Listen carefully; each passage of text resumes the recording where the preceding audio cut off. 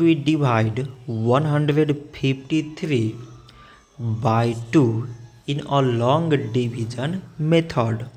So 2 times 7 means 14. On subtracting we get 1. So now this 1 is less than 2.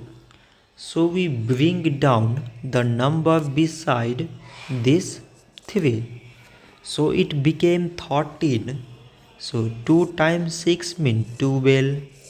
On subtracting we get 1. So again this 1 is less than 2 and there is no other number beside. So we put here decimal so that we take 0.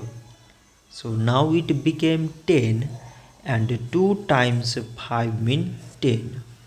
On subtracting we get 0.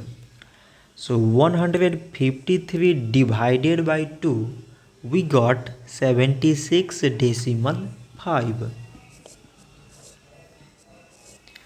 So this much for today and thanks for watching.